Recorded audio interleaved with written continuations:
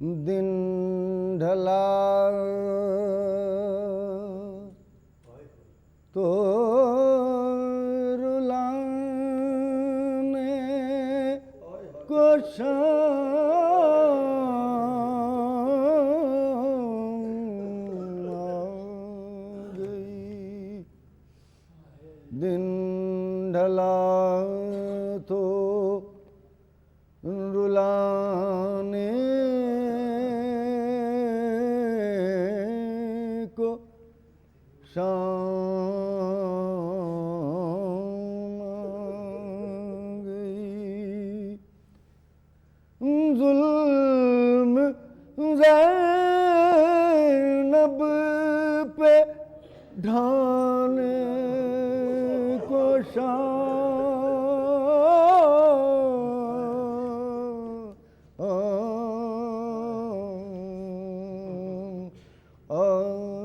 گئی۔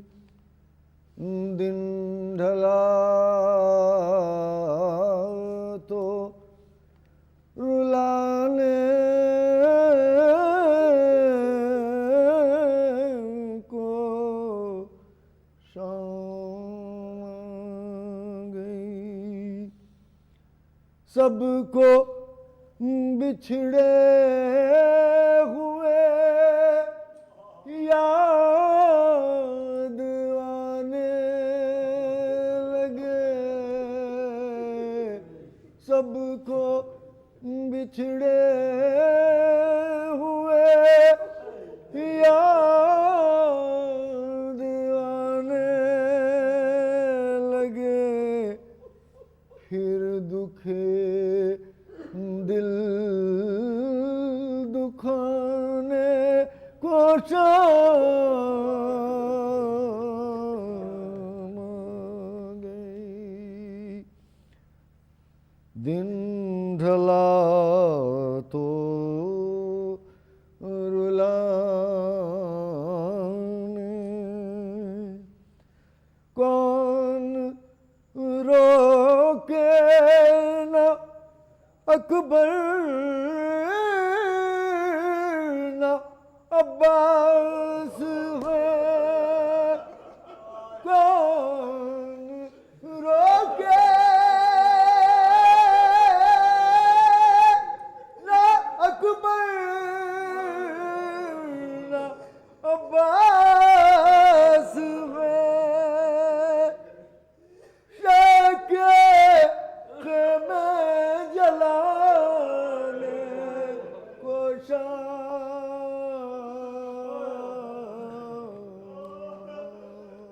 گئی۔ خیمے جلانے کو شام گئی۔ دن ڈھلا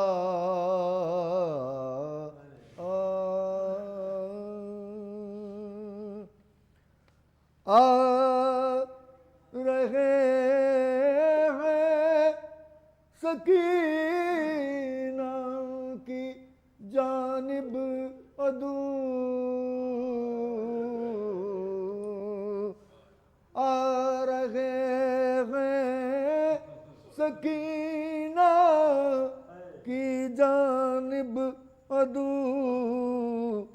اب تماچے لگانے کو شام آ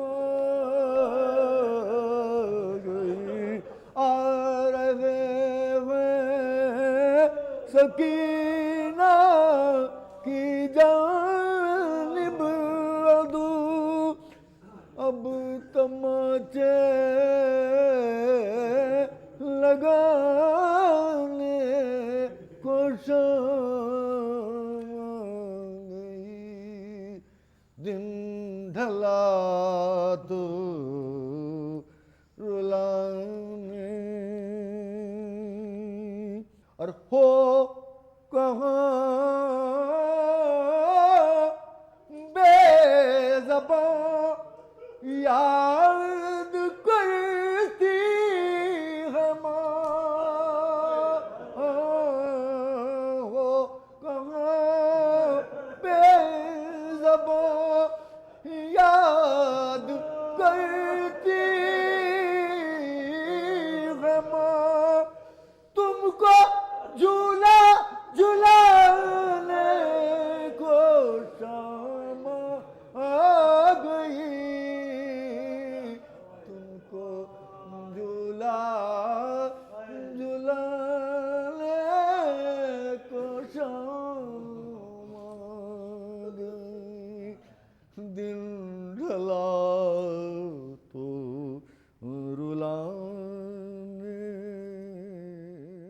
صحرائے کربلا صدائے کربلا۔ اعوذ باللہ السمیع العلیم من الشیطان اللعین الرجیم، بسم اللہ الرحمن الرحیم، الحمدللہ رب العالمین، والصلاة والسلام علی سید الانبیاء والمرسلین، سیدنا و نبینا و شفیع المذنبین ابی القاسم محمد وأہل بیتہ الطیبین الطاہرین المعصومین، اما بعد، فقد قال اللہ سبحانہ تبارک و تعالی فی کتابہ المبین وہو اصدق القائلین، یقول الذین کفروا لولا انزل علیہ آیۃ من ربہ انما انت منذر ولکل قوم ہاد۔ صلوات بر محمد وآل محمد علیہ السلام۔ نیوز 18 کی جانب سے یہ اشرا جو پہلی سفر سے اور چہلم سفر تک یہ جاری رہا، اور چہلم کے مجلس میں خطاب کر رہا ہوں اور شکریہ ادا کرتے ہیں۔ آپ دیکھیں آیہ کریمہ جس کو میں نے عنوان بیان قرار دیا ہے وہ سورہ رعد کی آیہ کریمہ ہے، اور جس میں اعلان ہو رہا ہے کہ یہ کافر، یہ مشرک کہتے ہیں کہ یہ اگر اللہ کے رسول ہیں، یہ اگر اللہ کے پیغمبر ہیں، تو ان کے اوپر اللہ کی طرف سے کوئی آیت، کوئی نشانی، کوئی معجزہ، کوئی دلیل، کوئی ثبوت کیوں نہیں نازل ہوتا؟ گویا ان کا مطلب یہ تھا، جو رسول اللہ سے انکار کر رہے تھے اور ان کی رسالت سے انکار کر رہے تھے، ان کا مطلب یہ تھا کہ اگر یہ رسول ہوتے تو ان کے پاس کوئی معجزہ ہونا چاہیے تھا، اگر یہ اللہ کی طرف سے نبی ہوتے تو کوئی ان کے پاس دلیل ہونی چاہیے تھی، اللہ کی طرف سے کوئی ثبوت، کوئی آیت، کوئی نشانی۔ اور کیونکہ ان کے پاس کوئی ثبوت نہیں ہے، کوئی دلیل نہیں ہے، کوئی معجزہ نہیں ہے، لہذا ہم ان کو نہیں مان رہے۔ تو یہ ان کا دعویٰ تھا جو رسول اللہ کو نہیں مان رہے تھے، جو تسلیم نہیں کر رہے تھے۔ تو اب جواب میں اللہ نے کیا فرمایا کہ انما انت منذر، یہ اللہ کے رسول آپ منذر ہیں، یعنی عذاب الہی سے، اللہ کے عذاب سے ڈرانے والے ہیں، لہذا ان کو عذاب الہی سے ڈرائیے۔ اب سوال یہاں پر یہ ہوتا ہے کہ ان کا اعتراض تو یہ ہے کہ صاحب ان کے پاس، اس رسول کے پاس کوئی میریکل نہیں، کوئی معجزہ نہیں، کوئی چمتکار نہیں، کسی قسم کی کوئی دلیل نہیں، کوئی نشانی نہیں۔ تو اب یہ کہنا چاہیے تھا اللہ کو کہ میرے رسول کو زیادہ سے زیادہ معجزے دکھائیے تاکہ ان کی بات غلط ثابت ہو جائے، زیادہ سے زیادہ ثبوت پیش کیجئے، زیادہ سے زیادہ دلیلیں پیش کیجئے۔ یہ نہیں کہا جا رہا ہے، بلکہ یہ کہا جا رہا ہے کہ ان کو جو انکار کر رہے ہیں، ان کو اللہ کے عذاب سے، اللہ کی سزا سے ان کو ڈرائیے۔ یہ کیوں کہا جا رہا ہے؟ لیکن اس کا سبب یہ ہے، کیونکہ بہاری بہت تفصیلی گفتگو تو ہو نہیں سکتی، اس کا سبب یہ ہے کہ جو لوگ انکار کر رہے تھے کہ رسول نہیں ہے، نبی نہیں ہے، دراصل وہ جانتے تھے کہ نبی ہے، ان کو معلوم تھا کہ نبی ہے، اور بار بار رسول اللہ جو معجزات دکھاتے تھے تو یہی کہہ کے انکار کر دیتے تھے کہ یہ تو جادو ہے، یہ تو سحر ہے، یہ تو کہانت ہے، یہ تو فلاں چیز ہے، یہ تو فلاں چیز ہے۔ تو ان کو صرف ضد تھی کہ نہیں مانیں گے، بہت توجہ چاہوں گا، ان کو ضد تھی، ہر دھرمی تھی کہ نہیں مانیں گے، جبکہ معلوم تھا کہ نبی ہیں، معلوم تھا کہ رسول ہیں۔ تو اسی ضد کے خلاف رسول سے کہا جا رہا ہے، اسی ہر دھرمی کے خلاف رسول سے کہا جا رہا ہے کہ رسول، کیونکہ ان کی ضد ہے کہ آپ کو نہیں مانیں گے، جبکہ یہ جانتے ہیں کہ آپ نبی ہیں، جانتے ہیں کہ رسول ہیں، تو اب آپ ان کو اللہ کے عذاب سے ڈرائیے کہ اپنی ضد چھوڑ دیں، اپنی ہردرمی چھوڑ دیں، ورنہ رسول آپ تو وہ ہیں کہ جس کا قدم قدم معجزہ ہے، جس کا عمل عمل معجزہ ہے، کہ جس کی زندگی کا ہر رخ معجزہ ہے، جس کا پورا کردار معجزہ ہے۔ صلوات پر محمد وآل محمد۔ اچھا، اس کے ثبوت کے طور پر سورہ بنی اسرائیل میں کچھ اللہ کی طرف سے جملے بھی ہیں کہ جس سے اندازہ ہوتا ہے کہ ان کی ضد کیا تھی، ان کی ہر درمی کیا تھی، اسی سے اندازہ ہو جائے گا۔ کیونکہ ان کا مطالبہ یہ رہتا تھا کہ وہ ملک ہم پر نازل ہو جو آپ پر نازل ہوتا ہے، تب ہم مانیں گے کہ آپ رسول ہیں۔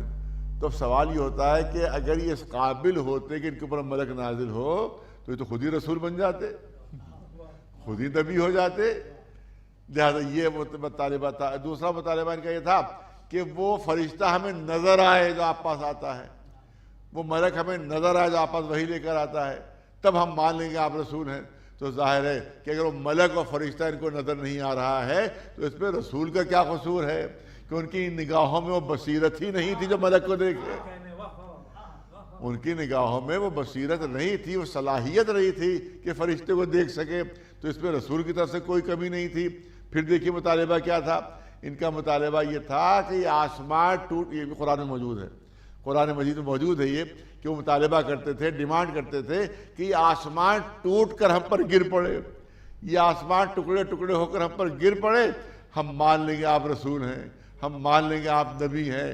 تو کوئی نے احمقوں سے پوچھے کہ جب آسمان ٹوٹ کر تم پر گر پڑے گا تو نبی ماننے کے لیے بچے گا کون؟ ایک صلوات بھیج دے بلداوا۔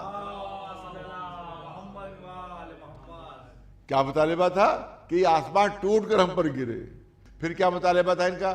کہ آپ کے اشارے پر اس ریگستان میں ایک بہت بڑا سونے کا محل بن جائے، ایک اشارہ آپ کرے اور ایک بہت بڑا سونے کا محل بن جائے، اور اس پہ باغات لگ جائے جس میں نہریں جاری ہوں، بہترین پھل ہو، سونے کا محل بن جائے، یعنی معمولی گھر نہیں، فلیٹ نہیں، پورا محل سونے کا۔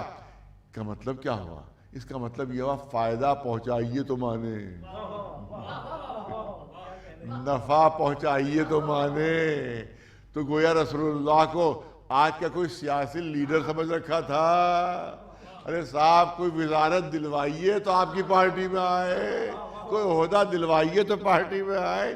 تو رسول ہدایت کے لیے آتا ہے، رشوت دے کے مسلمان بنانے کے لیے نہیں آتا ہے۔ ایک صلوات بھیجو۔ ورنہ آپ دیکھیں صرف ضد جس کی وجہ سے وہ نہیں مان رہے تھے، اور آخر میں وہ ابو جہل جو تھا اس زمانے کا بڑا دشمن تھا رسول اللہ کا، رسول اللہ کا بڑا دشمن تھا وہ۔ تو رسول اللہ نے فرمایا تھا کہ میرے پاس ہر نبی کا معجزہ ہے، ہر رسول کا معجزہ ہے۔ تو لوگ آتے جاتے تھے اور مطالبہ کرتے جاتے تھے، تو رسول معجزے دکھاتے جاتے تھے۔ تو اب یہ ابو جہل آتا ہے رسول اللہ کی خدمت میں کہ اے مسلمانوں کے رسول، آپ کا دعویٰ یہ ہے کہ ہمارے پاس ہر نبی کا معجزہ میرے پاس ہے، ہر نبی کا معجزہ میرے پاس ہے۔ تو کیا جناب عیسیٰ کے معجزے آپ پاس ہیں؟ کہا کہ ہاں میرے پاس، اللہ نے مجھے جناب عیسیٰ کے معجزے بھی دیے ہیں۔ تو اب دیکھیے اس کی چالاکی دیکھیے، اس نے یہ نہیں کہا جناب عیسیٰ کا تھا کہ وہ مردے زندہ کر دیتے تھے، جناب عیسیٰ کا یہ تھا کہ وہ جو مریض ہوتے تھے ان کو اچھا کر دیتے تھے۔ اس نے یہ سے مطالبہ نہیں کیا، کیونکہ اگر مردہ زندہ ہو جائے گا تو سبھی دیکھیں گے، لہذا اس کی جو پلاننگ ہے ختم ہو جائے گی۔ کوئی مریض جس کو کوئی اچھا نہیں کر پا رہا ہو، رسول اشارہ کرے وہ اچھا ہو جائے تو سب کو پتہ چل جائے گا۔ تو قرآن مجید میں جناب عیسیٰ کا ایک معجزہ یہ ہے کہ گھر میں اگر جو کوئی کھاتا تھا وہ بتا دیتے کہ آج تم نے گھر میں کیا کھایا ہے۔ یہ جناب عیسیٰ کا معجزہ تھا۔ اب اس نے نہ وہ معجزہ مانگا مردے کو زندہ کرنے والا، نہ وہ معجزہ مانگا مریض کو اچھا کرنے والا، بلکہ اس نے کہا کہ عیسیٰ کا معجزہ یہ تھا کہ اگر گھر میں کوئی کھاتا تھا، جب باہر نکلتا تھا تو عیسیٰ بتا دیتے تھے تم نے گھر کے اندر کیا کھایا ہے۔ یہ معجزہ بھی آپ کے پاس ہے؟ اب پلاننگ دیکھیے اس کی، پلاننگ دیکھیے اس کی کہ یہ معجزہ بھی آپ پاس ہے۔ کہا میرے پاس معجزہ یہ کہ آپ بتائیے، ابو جہل کہتا ہے یہ بتائیے میں نے کیا گھر میں کھایا تھا۔ اب پلاننگ یہ تھی جو بھی رسول کہے کہ جھٹلا دے گئے کہ میں نے نہیں دال نہیں بلکہ میں نے سالن کھایا تھا، سالن نہیں بلکہ میں نے روٹی کھائی تھی، جو رسول کہے گے اس کی پلاننگ یہی تھی، اس کو جھٹلا دیا جائے گا۔ تو رسول نے فرمایا کہ آج تو نے مرغا کھایا تھا۔ اس نے کہا نہیں آپ غلط کہہ رہے، مرغا تو نہیں کھایا تھا، میرے گھر میں تو دال پکی تھی۔ اب ظاہر ہے کہ اب گھر میں کون اس کا گواہ ہے؟ اب جو کہے گا وہی لوگ مانیں گے کہ نہیں تو نے مرغا کھایا تھا، تیرے مرغا پکا تھا۔ جس وقت رسول نے فرمایا جس وقت تو مرغا کھا رہا تھا اسی وقت تیرا بھائی گھر کے اندر داخل ہو گیا۔ تیرا بھائی تو بڑا کنجوس ہے، تو نے سوچا کہ اگر بھائی نے مجھے مرغا کھاتے دیکھ لیا تو وہ بھی آ کر شریک ہو جائے گا، لہذا جب بھائی آیا تو نے مرغا جو تھا اپنے زانو کے نیچے چھپا لیا، زانو کے نیچے چھپا لیا۔ زانو دیکھ مرغ سالن کا نشان آج بھی موجود ہے۔ ایک صلوات بھیجے والا صاحب۔ اب جو دیکھا لوگوں نے کہ ہاں وہ سالن کا دھبا اس کے زانو پر موجود تھا، تو معلومہ راز جو چھپانا چاہتا تھا وہ رسول اللہ نے کھول دیا۔ ایک صلوات بھیجے والا دعوات محمد والے محمد۔ اسی طرح سے بے شمار رسول اللہ کے معجزات تھے کہ جو رسول اللہ مانتے۔ ایک مرتبہ ابو جہل آیا کہا کہ صاحب چلیے آپ ہم مسلمان ہو جائیں گے، آپ کا کلمہ پڑھ دیں گے، ایک معجزہ آپ دکھا دیجیے، ایک چمتکار میریکل دکھا دیجیے۔ کیا؟ کہا چاند 2 ٹکڑے ہو جائے۔ آپ اشارہ کریں تو چاند 2 ٹکڑے ہو جائے۔ رسول نے فرمایا مجھے معلوم ہے کہ اس کے بعد بھی تو نہیں مانے گا، اس کے بعد بھی تو نہیں مانے گا، مجھے معلوم ہے، تجھ کو پتا ہے کہ میں رسول ہوں، نبی ہوں، مگر تو ضد میں نہیں مان رہا ہے، ہر دھرمی تیری ہے جو نہیں مان رہا ہے، اس کے بعد بھی تو نہیں مانے گا۔ اس نے نہیں میں مان لوں گا۔ اب دیکھیے تمام تاریخوں میں رسول اللہ نے اشارہ کیا، چاند 2 ٹکڑے ہوا، ایک ٹکڑا ادھر ایک ٹکڑا ادھر، کہ آپ دونوں کو جوڑ دیجئے۔ اشارہ کیا، دونوں جڑ گئے۔ اس کے بعد کہنے لگا ارے محمد کا جادو تو چاند پر بھی چل گیا۔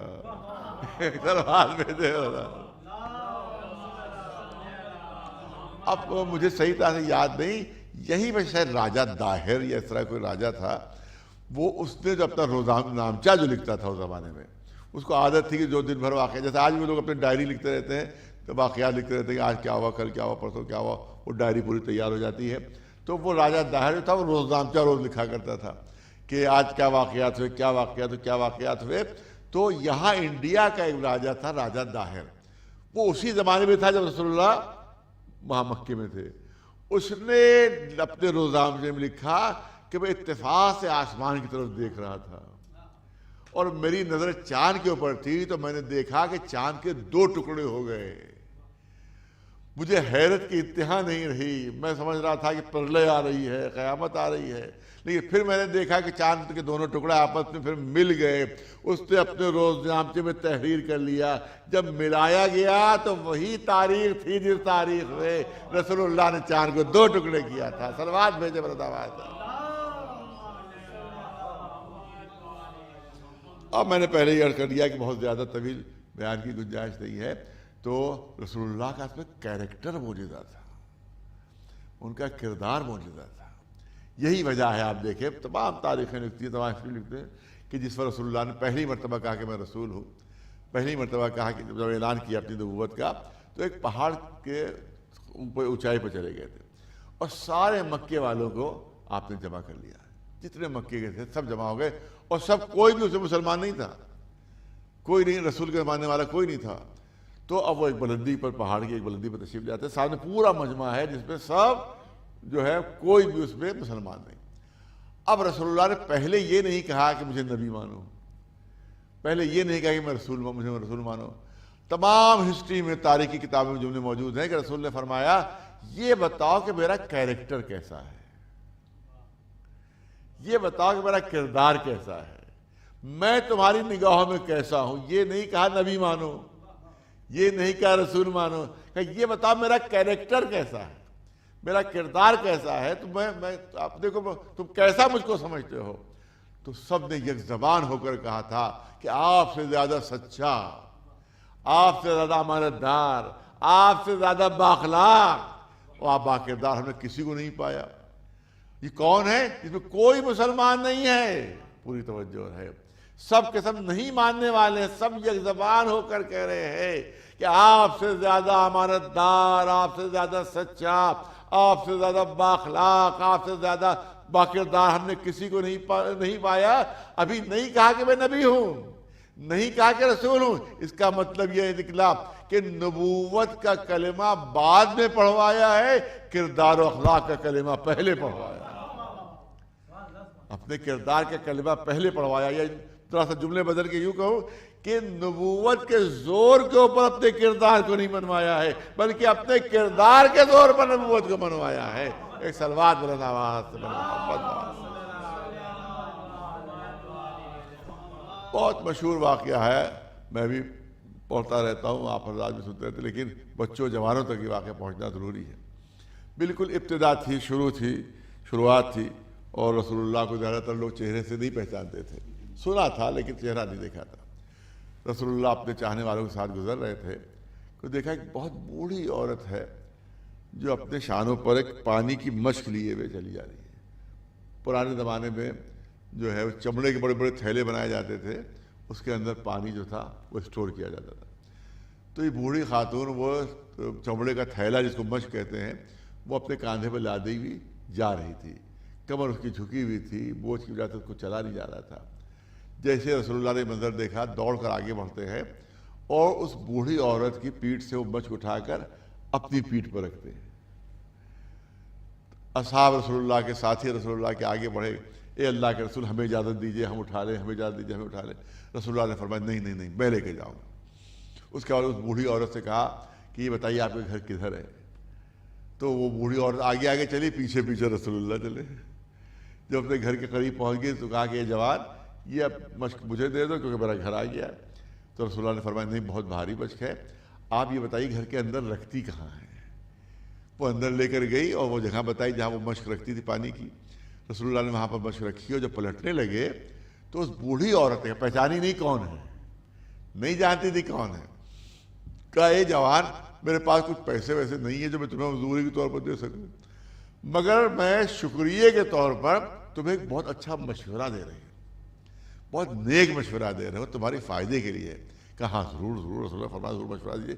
کہ دیکھو ہمارے علاقے میں ایک جادوگر آ گیا ہے،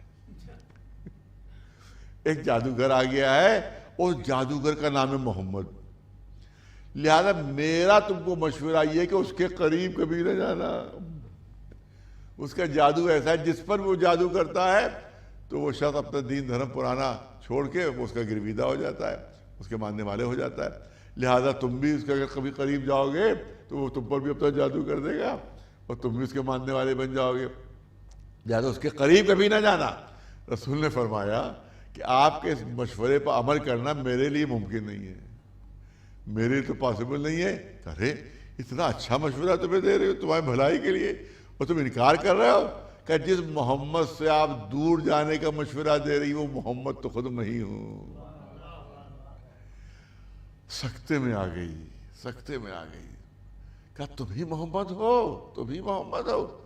کہ ہاں ہاں میں ہی محمد ہوں۔ اب اس کے جملے سنیے، اس بوڑھی عورت کے جملے سنیے کہ میرے رشتہ دار دیکھ رہے تھے کہ مجھ سے مشک نہیں اٹھ رہی ہے مگر پھر بھی کوئی مدد کے لیے نہیں آیا، میرے قبیلے والے دیکھ رہے تھے مجھے مدد کی ضرورت ہے مگر کوئی آگے نہیں آیا، محلے والے دیکھ رہے تھے کہ میری کمر جھکی جا رہی ہے مگر کوئی مدد کے لیے نہیں آیا، لیکن تم نہ میری جان نہ پہچان، نہ تم نے پوچھا کہ میں مسلمان ہوں یا نہیں ہوں، کلمہ پڑھا یا نہیں پڑھا ہے، تم فوراً میری مدد کے لیے آ گئے۔ اب پتا چلا کہ تمہارا جادو کیا ہے، اب معلوم ہوا تمہارا جادو کیا ہے، تمہارا جادو تمہارا اخلاق ہے، تمہارا جادو تمہارا کردار ہے۔ ایک صلوات بلند بر محمد وآل محمد۔ اور بھی بے شمار چیزیں ہیں کہ جو رسول اللہ کی سیرت میں ہم کو ملتی ہیں۔ اسی طرح سے آپ دیکھیں ایک معجزہ ایسا ہے کہ جو عام طور سے کچھ لوگ اس سے انکار بھی کرتے ہیں اور یہ کہتے ہیں کہ رسول اللہ نے خواب دیکھا تھا اور رسول اللہ آپ تشریف لے گئے تھے، وہ ہے معراج کا معجزہ۔ سبحان الذی اسری بعبدہ لیلا من المسجد الحرام الى المسجد الاقصى الذی بارکنا حولہ لنریہ من آیاتنا انہ هو السمیع البصیر۔ پاک و پروردگار جو اپنے بندے کو لے گیا معراج پر۔ یہاں پر مجھے کہنے کا حق حاصل ہے کہ نہ یہ رسالت کی معراج تھی، نہ یہ نبوت کی معراج تھی، نہ یہ پیغمبری کی معراج تھی، یہ بندگی کی معراج تھی۔ کیونکہ اللہ یہ نہیں کہہ رہا میں اپنے رسول کو لے گیا، یہ نہیں کہہ رہا کہ میں اپنے نبی کو لے گیا، یہ نہیں کہہ رہا اپنے پیغمبر کو لے گیا، یہ کہہ رہا میں اپنے بندے کو لے کر جا رہا ہوں۔ ایک صلوات بھیجے اچھا یہاں پر ہے کچھ حضرات ایسے ہیں جو اپنے کو بہت روشن فکر کہتے ہیں، بہت پڑھا لکھا کہتے ہیں، انہوں نے کہا نہیں بھائی یہ سب تو پاسبل نہیں ہے، لہذا رسول اللہ نے صرف خواب دیکھا تھا اور بعد میں اٹھ کے وہ خواب بیان کر دیا کہ میں معراج پر گیا، یہاں گیا، وہاں گیا، وہاں گیا، جنت دیکھی، جہنم دیکھی، فرشتوں سے ملاقات ہوئی، یہ فلاں فلاں، یہ سب خواب میں لیٹے لیٹے انہوں نے دیکھا تھا۔ تو میں کہتا ہوں کہ چلیے مجھے اتنا بتا دیجئے، ابھی میں آپ کے سامنے کہوں یہاں کے ممبر سے، سارے ٹی وی پر بھی لوگ دیکھ رہے ہیں، میں کہوں کہ صاحب کل میں پہنچا واشنگٹن کے ہوائی اڈے پر اور جب وہاں سے اترا تو صدر امریکہ میرے استقبال کے لیے ہوائی اڈے پر موجود تھے، پھر وہ وائٹ ہاؤس مجھے لے گئے، میں نے دیکھا ارے تمام جتنے بھی سربراہان مملکت تھے، تمام ملک کے جتنے صدر پریسیڈنٹ تھے سب وہاں موجود تھے، زبردست دعوت ہوئی، زبردست میری دعوت ہوئی۔ ایک صاحب موجود تھے، کہنے لگے عزیز مولانا صاحب ممبر پر تو جھوٹ نہ بولیے، ممبر پر تو جھوٹ نہ بولیے۔ آپ کہہ رہے کل میں واشنگٹن گیا، کل تو آپ نخاس میں ٹہل رہے تھے، میں نے خود دیکھا آپ نخاس میں ٹہل رہے تھے، اور آپ کہ میں واشنگٹن گیا اور وہاں صدر امریکہ نے استقبال کیا اور وہاں وائٹ ہاؤس لے گیا، کہ تو میں نے دیکھا وائٹ آپ نخاس سے پرانے کپڑے خرید رہے تھے، میں دیکھ رہا تھا، دیکھا ہے۔ تو صاحب عجیب آدمی ہے، خواب دیکھا ہے اور فخریہ ممبر سے بیان کر رہے ہیں۔ خواب دیکھا اور فخریہ ممبر سے بیان کر رہے ہیں، اس کا مطلب مجھ جیسا معمولی آدمی بھی کسی خواب کو فخریہ بیان نہیں کر سکتا۔ تو اگر معراج کوئی خواب ہوتی تو اللہ قرآن میں فخریہ بیان نہ کر رہا ہوتا کہ سبحان الذی اسریٰ بعبدہ، پاک ہے وہ پروردگار جو اپنے بندے کو لے کر جا رہا ہے۔ تو اللہ فخریہ قرآن میں بیان کر رہا ہے، تو کسی خواب کو اللہ فخریہ نہیں بیان کر سکتا۔ اور دوسری چیز یہ کرنا چاہتا ہوں، چلیے آپ رسول اللہ کی طاقت کو نہیں مانتے، ان کی قوت و قدرت کو آپ تسلیم نہیں کرتے، تو قرآن یہ کب کہہ رہا ہے کہ رسول خود جا رہے ہیں؟ قرآن اعلان کر رہا ہے کہ اللہ لے کر جا رہا ہے۔ تو اگر رسول کی قوت پر بھروسہ نہیں ہے تو کیا اللہ کی قدرت کے اوپر بھی بھروسہ نہیں ہے؟ ایک صلوات بلند آواز پر محمد وآلہ۔ اچھا اب یہیں کے اوپر میں رک کر چاہتا ہوں، ذرا بچوں جوانوں سے خطاب ہے کیونکہ ان کے لیے ضروری ہے کہ بات پہنچے۔ تو دیکھیے ایک بات میں کہوں، معمولی شخصیت تو لوگ اس کو زیادہ نہیں مانیں، توجہ نہیں دیں گے۔ وہی بات کوئی بہت بڑا عالم کہہ دے تو ہر ایک توجہ سے سنے گا، ارے بھائی بڑا عالم کہہ رہا ہے، بات تو یقیناً اہم ہوگی۔ بات کوئی معلوم آیت اللہ سستانی فرما دے وہی بات، آیت اللہ خامنئی وہی بات کہہ دے تو پوری دنیا سنے گی اس کو غور سے۔ تو اس کا مطلب ہے کہ شخصیت کے ساتھ ساتھ بات کے وزن میں اضافہ ہوتا چلا جاتا ہے۔ اب میں آپ کے سامنے مثال پیش کرنا چاہتا ہوں، بچوں جوانوں کے لیے مثال ہے۔ آپ دیکھیں، میں یہ کہوں کہ ابھی جو میں یہاں آ رہا تھا یہاں پر یہ مجلس پڑھنے کے لیے، تو میں نے دیکھا کہ ہاتھی جھومتا ہوا چلا آ رہا ہے۔ ہاتھی جو خشکی کا سب سے بڑا جانور ہے وہ جھومتا ہوا چلا آ رہا ہے، اور ایک چھوٹی سی چڑیا آتی ہے، ننھی سی چڑیا ہے۔ اس چڑیا کے پنجوں میں ایک چھوٹی سی کنکری دبی ہوئی تھی۔ اب اس چڑیا نے جیسے ہی وہ کنکری ہاتھی پر ماری، ہاتھی وہیں ڈھیر ہو گیا، ہاتھی وہیں مر گیا۔ ایسی بات کہہ رہے ہیں جو پاسبل ہی نہیں، ایسی بات کہہ رہے ہیں کہ جو ممکن ہی نہیں۔ کہاں ننھی سی چڑیا، ننھی سی کنکری، کہاں ہاتھی؟ اب مولانا آپ ممبر سے کہہ رہے کہ چڑیا نے کنکری ہاتھی کے ماری، ہاتھی مر گیا، ڈھیر ہو گیا۔ میں بیان کروں لوگ دماغ پر شک کریں گے، لیکن اگر قرآن مجید میں اللہ بیان کر رہا ہو، اگر قرآن مجید میں اللہ بیان کر رہا ہو، الم تر کیف فعل ربک باصحاب الفیل الم یجعل کیدہم فی تضلیل وارسل علیہم طیرا ابابیل ترمیہم بحجارۃ من سجیل فجعلہم کعصف مأکول۔ ارے ابابیلوں کے چھوٹا سا لشکر، ننھی ننھی ابابیلیں، ان کے پنجوں میں چھوٹی چھوٹی کنکریاں دبی ہوئی۔ قرآن کہہ رہا ہے کہ اب جو ابرہہ کے لشکر پر انہیں وہ کنکریاں مانی تو